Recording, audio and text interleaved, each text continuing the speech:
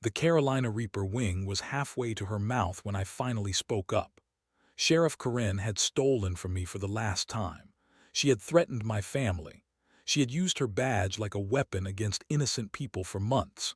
Now, as she bit into the hottest pepper on earth, I pulled out my phone and showed her the evidence I had been collecting. Her eyes went wide as the heat hit her tongue and she realized what I had done. She tried to speak, but all that came out was a scream.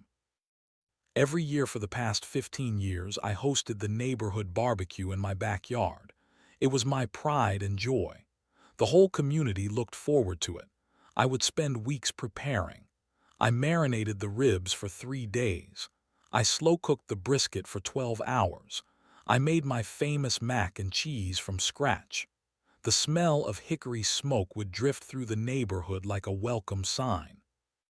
My wife Sarah would set up tables under the oak trees. The kids would run around with sparklers as the sun went down. Old Mr. Henderson would bring his guitar and play folk songs by the fire pit. Mrs. Garcia would show up with her homemade salsa that everyone begged for the recipe too. It was small-town America at its finest, pure and simple. That Saturday in July started like every other barbecue.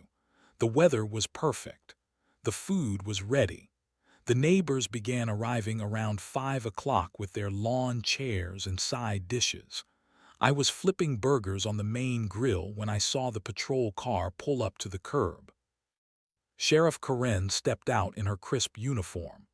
She was a tall woman with sharp features and calculating eyes.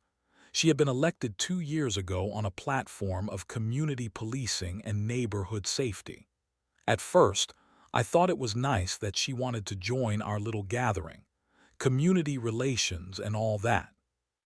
"Smells amazing over here," she called out as she walked through my gate without invitation. 2 deputies followed behind her. I recognized them from around town but did not know their names. "Thank you, Sheriff. You are welcome to stay and eat with us," I said, wiping my hands on my apron. I was raised to be polite to guests, even uninvited ones. Corinne smiled, but it did not reach her eyes. She walked straight to the food table like she owned the place. She grabbed a plate and began loading it with the premium cuts I had set aside for the elderly neighbors who came every year. She took 3 of my best ribeye steaks and a mountain of the expensive shrimp I had grilled. "This is what I call community support," she said loudly, making sure everyone could hear. "It is so important for law enforcement to have good relationships with the citizens we serve." Something about her tone made me uncomfortable. It was not gratitude, it was expectation. Like she deserved this food simply because she wore a badge. But I pushed the feeling down and smiled back. I wanted to be a good host. The deputies followed her lead. They filled their plates with the best cuts and found seats at the main table where the longtime neighbors usually sat. I watched Mrs. Chen, who was 85 years old, politely move to a smaller table to make room for them. Corinne cut into her steak and nodded approvingly. "This is restaurant quality," she said. "You should be proud to feed the people who keep this community safe." I nodded and went back to the grill, but something felt wrong. The easy conversation that usually flowed at these gatherings had become stilted. People were watching Corinne and her deputies, uncertain how to act around law enforcement at what was supposed to be a relaxed neighborhood event. As the evening went on, I noticed Corinne getting up multiple times to refill her plate. She was eating like she had not had a meal in days. When I saw her wrapping food in napkins and putting it in a takeout container she had apparently brought with her, I felt the first real flicker of annoyance. The following weekend, Corinne showed up again. This time she did not wait for an invitation. She walked into my backyard while I was grilling dinner for my family on a quiet Sunday evening. Sarah was inside helping our daughter with homework. I was looking forward to a peaceful meal together. "Hope you do not mind," Corinne said, already loading a plate with the chicken I had just finished cooking. We were in the neighborhood and smelled that amazing barbecue. You really have a gift for this. I stood there holding my tongs, watching her take half of the chicken I had made for my family. The two deputies with her grabbed sodas from my cooler without asking. "Sheriff, this is actually just a family dinner tonight," I said carefully, "but you are welcome to take a piece of chicken with you." Karen looked at me with those cold eyes. "Are you saying law enforcement is not welcome in your home? That seems like an odd position to take." Her voice had an edge to it now, especially considering how many noise complaints we get about backyard gatherings in this neighborhood. My blood ran cold. I had never received a noise complaint. Our neighborhood was quiet and respectful, but I understood the threat. Step out of line and she would find ways to make my life difficult. "Of course you are welcome," I said, forcing a smile. "Let me get you some sides to go with that." Karen's expression softened back to fake friendliness. "That is what I like to hear, community cooperation." She sat down at my patio table like she owned it and began eating my food while discussing her patrol routes with the deputies. They talked about which businesses needed extra attention and which residents were potential problems. I stood at the grill, pretending to clean it while listening to their casual discussion of intimidation tactics. "The hardware store owner has been complaining about our parking in his lot during lunch," one deputy said.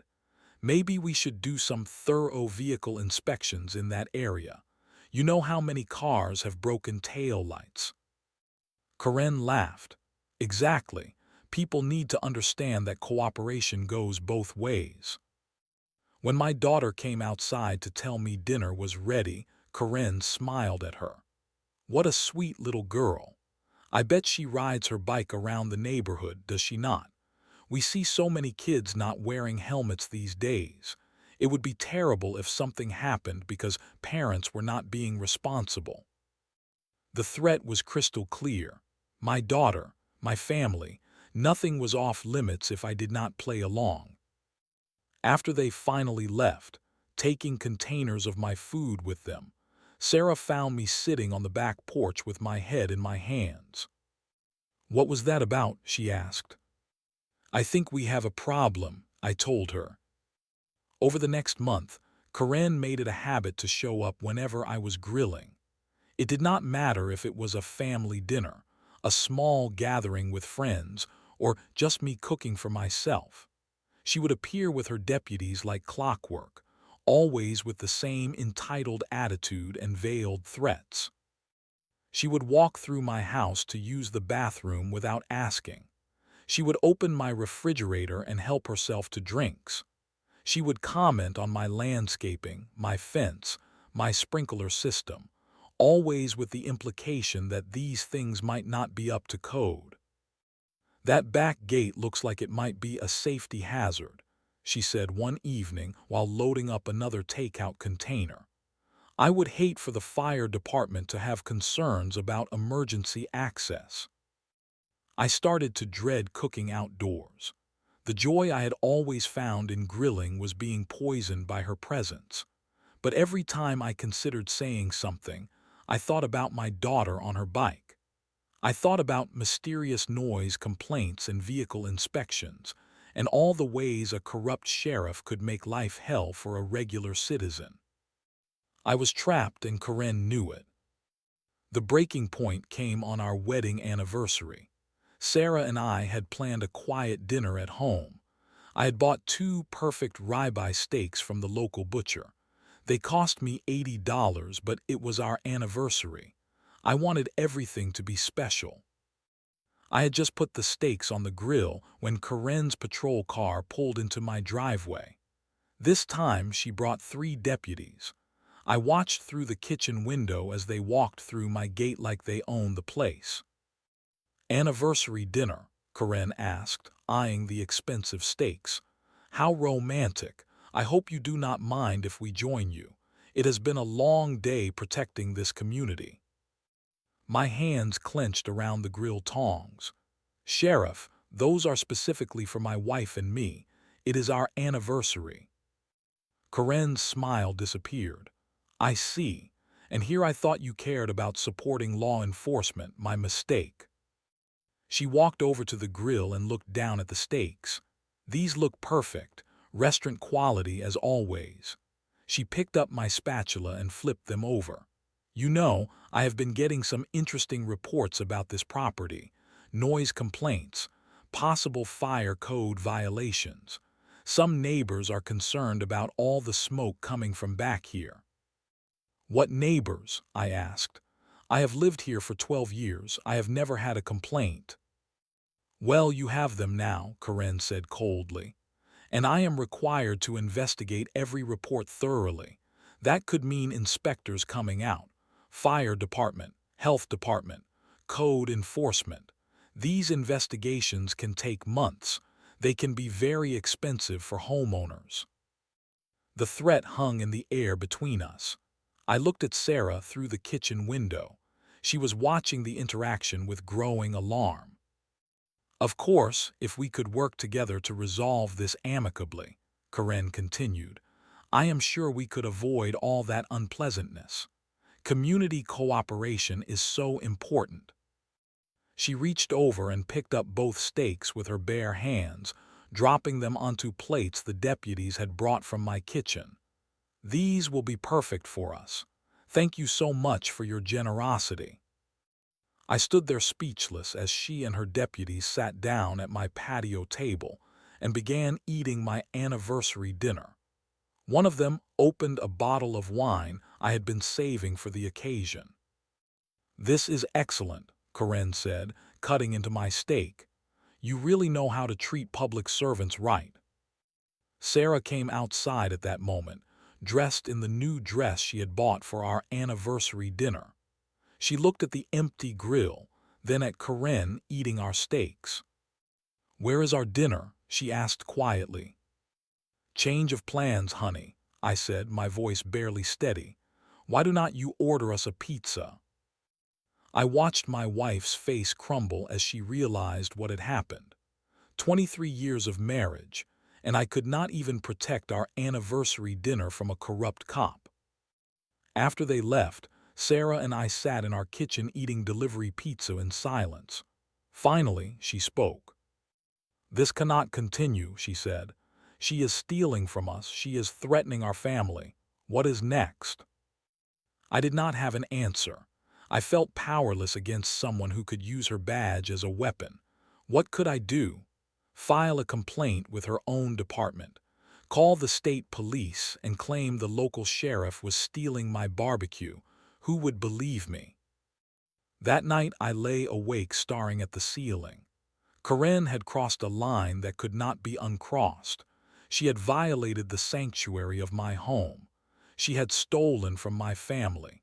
She had used her authority to intimidate and threaten innocent people. But as I replayed the evening in my mind, I realized something important. Corinne had made a mistake. She had revealed herself completely. The mask of community policing had slipped, and I had seen the corrupt bully underneath. She thought she was untouchable. She thought her badge made her immune to consequences. She thought ordinary citizens like me would always back down when faced with her authority. She was about to learn how wrong she was. The next morning, I started making phone calls. If Corinne was doing this to me, she was probably doing it to others. I needed to know how deep her corruption went. My first stop was Pete's hardware store. Pete had owned the place for 30 years and knew everyone in town. When I asked him about Sheriff Corinne, his expression darkened. "That woman is a nightmare," he said, looking around to make sure we were alone. "She shows up here every week with her deputies, claims she is doing community outreach, but they just help themselves to whatever they want. Tools, supplies, snacks from the front counter. When I asked her to pay for a $50 drill bit, she suddenly remembered that my loading zone permit might need to be reviewed. "Have you filed a complaint?" I asked. Pete laughed bitterly. With who? Her own department. I tried calling the mayor's office, but Corinne and Mayor Williams are golf buddies. I am just trying to keep my head down and hope she gets voted out next election. Next, I visited Maria's diner on Main Street. Maria had been serving the community for 15 years. Her face went pale when I mentioned Corinne's name. She comes in here with her whole crew, Maria whispered. Orders everything on the menu, eats for 2 hours, then leaves without paying. Says it is community support for local business. When I asked for payment, she said health inspectors might need to take a closer look at my kitchen. I have 4 kids to feed. I cannot afford to lose this place. The pattern was becoming clear. Corinne was running a protection racket disguised as community policing. She was using her badge to steal from local businesses and intimidate anyone who resisted. I spent the next week quietly talking to other business owners and residents. The stories were all the same. Corinne and her deputies were treating the town like their personal shopping mall. Hardware stores, restaurants, grocery stores, even the local mechanic shop. Everyone was being victimized, but no one knew how to fight back. At the gas station, I learned that Corinne had been getting free fuel for months. At the pharmacy, she had been taking prescription medications without authorization. At the grocery store, she had been loading shopping carts and walking out without paying. She told me that law enforcement deserves community support, the store manager said. Then she mentioned how many fire code violations she could find if she really looked hard. What was I supposed to do? But the most disturbing story came from elderly Mrs. Patterson, who lived alone on the other side of town. Corinne had been showing up at her house regularly, claiming to check on her welfare. Each time, she would leave with groceries, cash, or personal items. She said it was for my own protection, Mrs. Patterson explained, tears in her eyes. She said there had been break-ins in the neighborhood and she needed to confiscate anything valuable. I was so scared. I gave her my late husband's watch, my grandmother's jewelry. I never saw any of it again. This was not just theft. This was elder abuse. Corinne was terrorizing vulnerable members of the community and using her authority to cover it up. I realized I was not just dealing with a corrupt cop. I was dealing with an organized criminal who happened to wear a badge. Her entire department was complicit. The mayor was compromised. The normal channels of accountability had been neutralized. But I also realized something else. I was not alone. Every person I had spoken to was ready to fight back. They just needed someone to show them how. That night, I called Pete, Maria, and 5 other business owners. We met at my house after midnight. Sarah made coffee while we sat around my kitchen table and shared our stories. We cannot let this continue, I said. She is destroying our community. She is stealing from all of us. She is threatening our families. Someone has to stop her. How? Pete asked. She controls the police department. She has the mayor in her pocket. Who is going to listen to us? I smiled for the first time in weeks. Everyone. We are going to make sure everyone listens. Planning Corinne's downfall required patience and precision. I could not afford to make a mistake. If she suspected what I was doing, she would retaliate against my family and everyone else who had agreed to help. The plan was simple but brilliant. I would host a special appreciation barbecue for local law enforcement and invite Corinne and her entire department. I would make it seem like the ultimate surrender. A grateful citizen finally showing proper respect for the brave men and women who kept our community safe. But this time, I would be ready for her. First, I needed evidence, real evidence that would hold up in court. I contacted my nephew Danny, who worked in tech support in the city. He helped me set up hidden cameras around my backyard, tiny devices that looked like outdoor lights and bird feeders. Everything would be recorded in high definition. "Uncle Mike, what exactly are you planning?" Danny asked as we tested the camera angles. "Justice," I told him. "I am planning justice." Next, I needed witnesses. Not just the business owners who were also being victimized, but respected members of the community who could testify to what they saw. I reached out to retired Judge Harrison, who lived down the street. I contacted the president of the PTA and the pastor of the Methodist Church. I made sure each of them had a reason to stop by during the barbecue. But the most important element was the food itself. I spent hours researching Carolina Reaper peppers. They are the hottest peppers on Earth. One pepper measures over 2 million Scoville units. For comparison, a jalapeno is only 5,000 units. These peppers do not just burn. They cause temporary paralysis of the vocal cords. They create a pain so intense that people cannot think clearly. I ordered the peppers online and had them shipped to my nephew's address. When they arrived, I handled them with thick rubber gloves and safety glasses. Even the smell made my eyes water. I spent 3 days perfecting the recipe. The wings needed to look normal. They needed to smell delicious. Corinne had to want to eat them. I mixed the Carolina Reaper powder with honey and spices to mask the heat. I made 2 batches, one with normal hot sauce for everyone else, one with enough Carolina Reaper to stop a charging bull. The night before the barbecue, Sarah and I went over the plan one more time. "Are you sure about this?" she asked. "If something goes wrong, she could destroy our lives." "She is already destroying our lives," I replied. "And everyone else's too. This ends tomorrow." I marked the special wings with tiny toothpicks that had red tops. Regular wings got blue toothpicks. I practiced the placement until I could do it blindfolded. There could be no mistakes. The morning of the barbecue, I was up at 5 a.m. preparing everything. I slow-cooked 3 different types of ribs. I made my famous brisket. I prepared sides that would make a restaurant jealous. This had to look like the ultimate peace offering. At noon, I put on my best shirt and drove to the police station. Corinne was sitting behind her desk when I walked in, looking surprised to see me.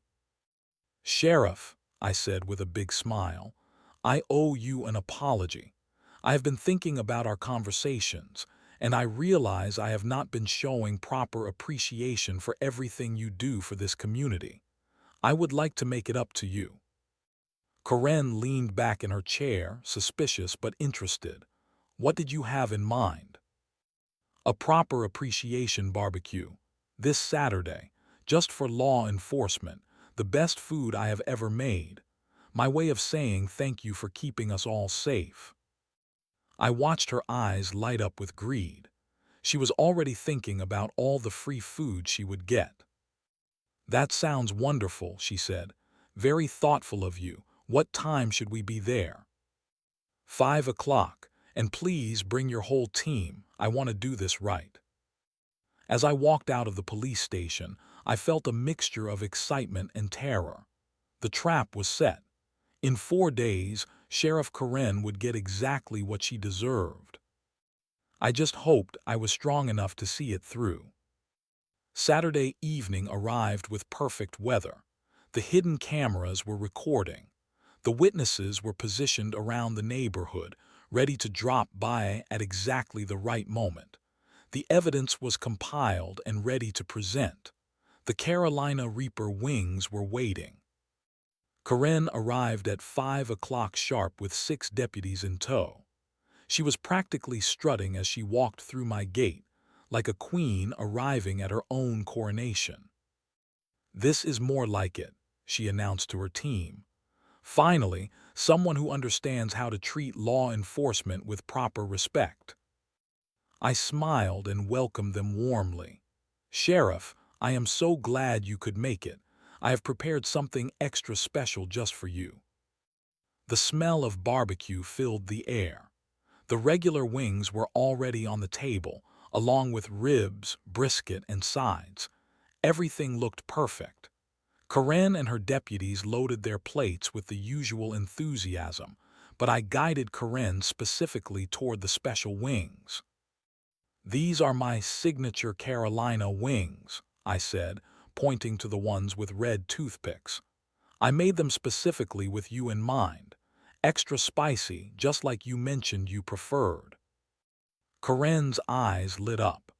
She was always the first to grab the best food, and she was not going to let her deputies get these premium wings before she did. She loaded 6 of them onto her plate. "You really outdid yourself," she said, already biting into the first wing. "This is restaurant quality. You should be proud to feed the people who—" She stopped mid-sentence. Her eyes widened. She dropped the wing and grabbed her throat. For about 5 seconds, nothing happened. The Carolina Reaper takes time to fully activate. Corinne was still trying to talk, still trying to maintain her composure. Then it hit her like a freight train. The scream that came out of her mouth was not human. It was the sound of someone being tortured. She doubled over, clutching her throat, her face turning bright red. Tears streamed down her cheeks as she gasped for air. "Water!" she tried to scream, but her vocal cords were temporarily paralyzed. All that came out was a strangled whisper. While Corinne writhed in agony, I calmly walked over to the patio table and picked up my phone. The camera app was already recording.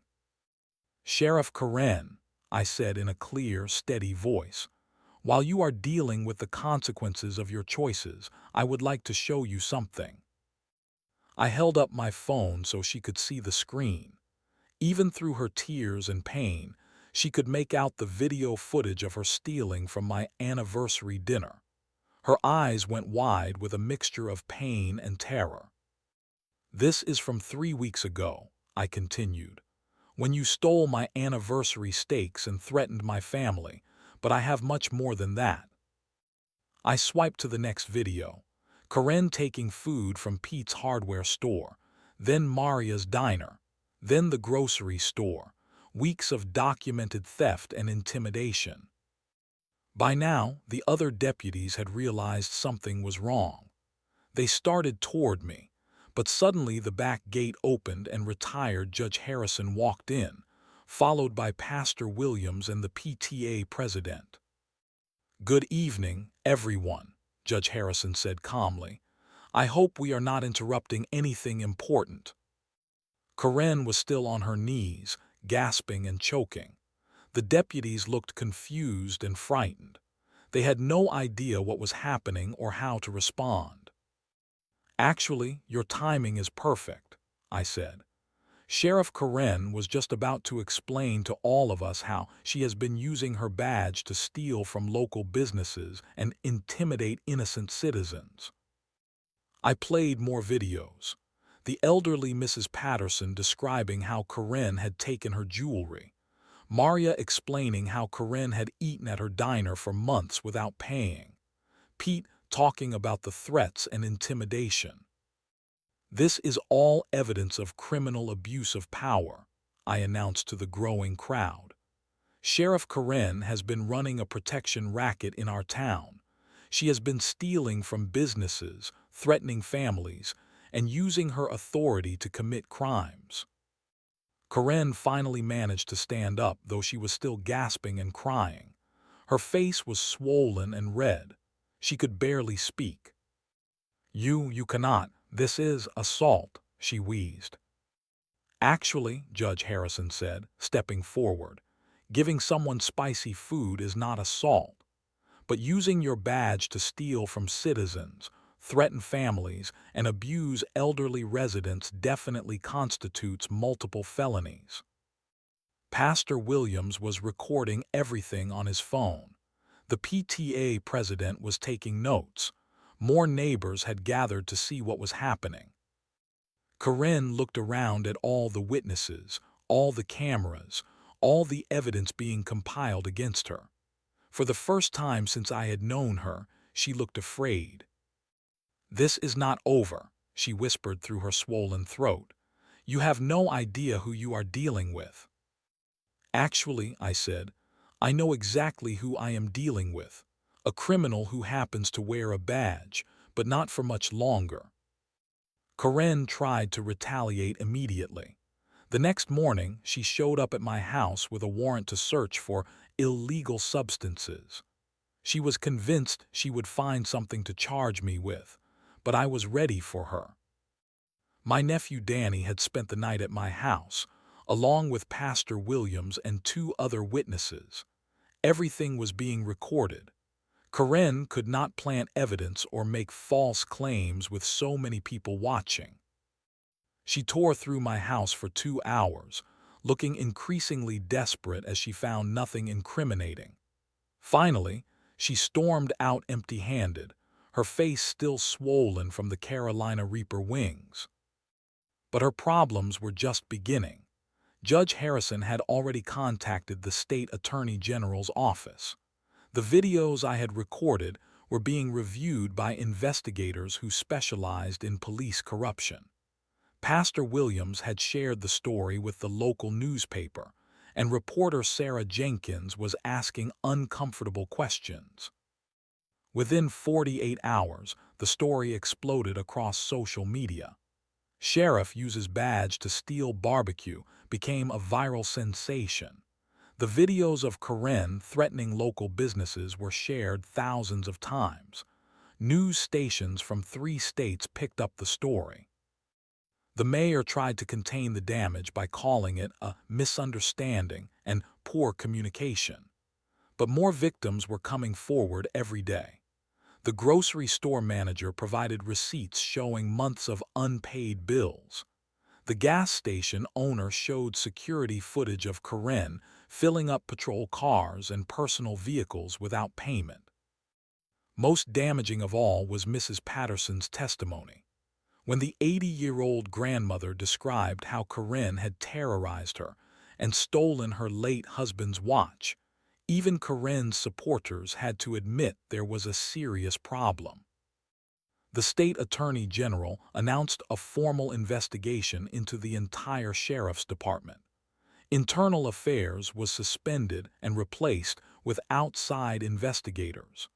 The FBI was brought in to examine the scope of the corruption. Karen was placed on administrative leave pending the investigation. 2 of her deputies were also suspended. The mayor announced that he would not seek re-election, claiming he wanted to spend more time with family. But Karen was not going quietly. She hired an expensive lawyer from the city and began claiming that she was the victim of a conspiracy. She accused me of assault with a dangerous weapon, the Carolina Reaper wings. She claimed the videos were edited and taken out of context.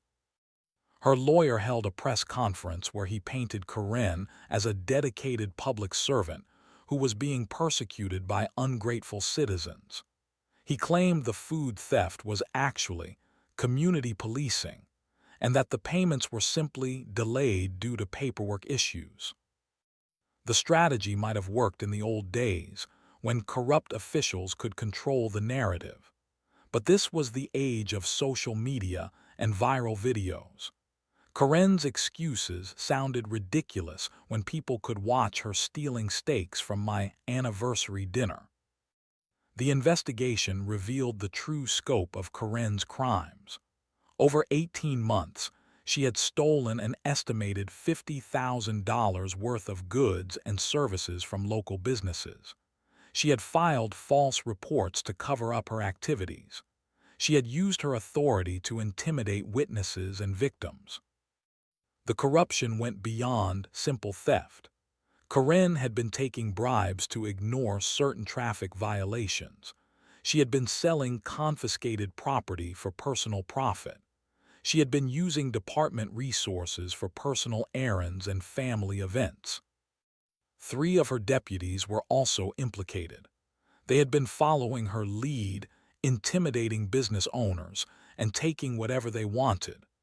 The entire culture of the department had become toxic under Corinne's leadership.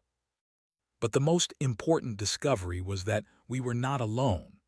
Similar patterns of corruption were being reported in small towns across the state.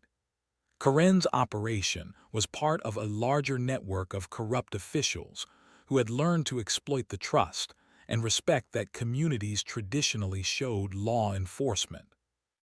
The investigation became a model for how citizens could fight back against corrupt authority figures. Other communities began organizing their own documentation efforts. Business owners started working together to expose officials who abused their power. For me, the most satisfying moment came when the state investigators asked me to testify about my experiences. I sat in a conference room filled with FBI agents, prosecutors, and state officials, and told them exactly what Corinne had done to my family and my community. They listened to every word. They took notes. They treated me with the respect that every citizen deserves when they report crimes committed by those in power. 6 months later, Sheriff Corinne stood in handcuffs as the judge read her sentence. 18 months in state prison for theft, abuse of power, and conspiracy. Her deputies received shorter sentences but would never work in law enforcement again. The corrupt mayor had already resigned in disgrace. I sat in the courtroom gallery next to Sarah, watching justice finally being served. Pete from the hardware store was there. Maria from the diner was there. Mrs. Patterson, now wearing her late husband's watch that had been recovered from Corinne's house, was there too. When the judge asked if I wanted to make a victim impact statement, I stood up and looked directly at Corinne. "Your Honor," I said, "this case is about more than stolen food or even stolen money. It is about the trust between citizens and the people who are supposed to protect them. Sheriff Corinne violated that trust in the worst possible way. She used her badge as a weapon against innocent people. She terrorized elderly residents. She threatened families. She made our entire community afraid of the very people who were supposed to keep us safe." Corinne kept her eyes down, refusing to look at me, but I continued. "However, this case is also about something else. It is about the power of ordinary citizens to stand up to corruption. It is about communities coming together to demand accountability. It is about the fact that no one, no matter what badge they wear or what office they hold, is above the law." The judge nodded and thanked me. Corinne was led away in handcuffs, her career in law enforcement over forever. The new sheriff, elected in a special election, was a retired state trooper with an impeccable reputation. Her first official act was to implement a citizen oversight board and body cameras for all officers. She personally apologized to every business owner and resident who had been victimized by her predecessor. Life in our town slowly returned to normal, but it was a better normal. People were more engaged in local government. Business owners were more willing to speak up when they saw problems. The community had learned that we could not take good government for granted. As for me, I went back to hosting my annual neighborhood barbecue, but now it had extra meaning. It was not just a celebration of community. It was a celebration of justice, a reminder that ordinary people have the power to make extraordinary changes when they work together. The first barbecue after Corinne's conviction was the biggest we had ever had. Nearly the entire town showed up. The new sheriff stopped by, paid for her meal, and thanked everyone for making her feel welcome. Judge Harrison gave a speech about civic responsibility. Mrs. Patterson, now in her 80s but with a new spring in her step, brought her famous apple pie. As I stood at the grill, watching my neighbors laugh and share stories, I thought about how much had changed. A year ago, I had been a victim. I had felt powerless against a corrupt official who seemed untouchable. I had been afraid to stand up for myself and my family. But I had learned something important. The badge does not make the person. The uniform does not grant immunity from consequences. Authority without accountability is just organized crime. And sometimes, all it takes is one person willing to say, enough, to start a movement that changes everything. I flipped the burgers on the grill and smiled. They were just regular burgers this time. No Carolina Reapers needed. Justice had already been served.